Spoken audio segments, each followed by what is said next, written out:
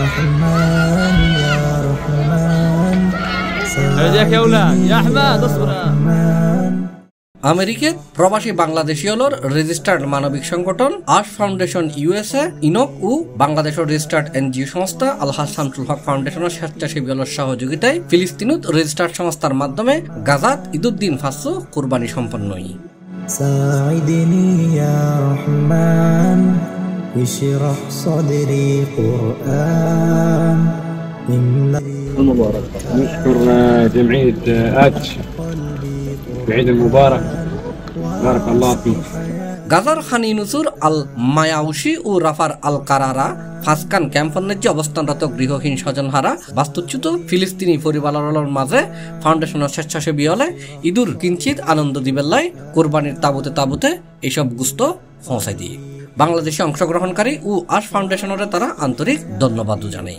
أشكر المؤسسة والله كثير كل عام وهم بخير إن شاء الله.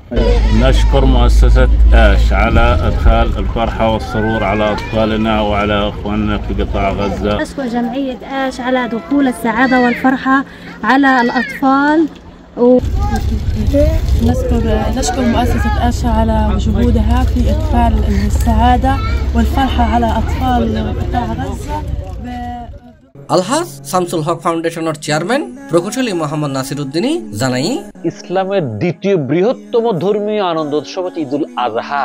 ঈদুল আজহার দিন বিশ্বের সকল মুসলমান যেখানে কুরবানি করে খুব আনন্দ সহকারে কুরবানির গোশত খায়, সেদিন আমার গাজার নির্যাতিত ভাই বোনেরা কি একটু গোশত খেতে পারবে না?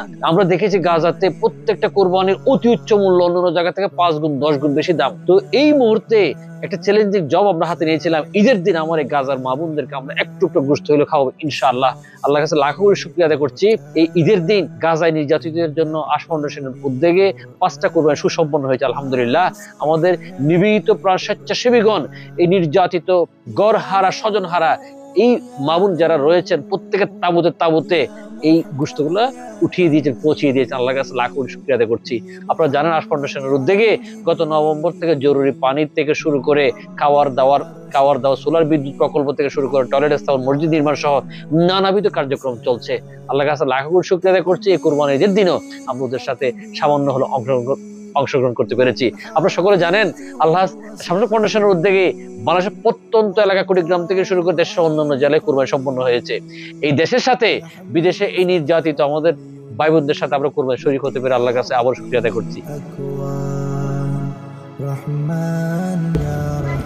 نشكر مؤسسة آش من شعب بغلاديش على المساعدة المقدمة في عيد سي بلاس চট্টগ্রাম।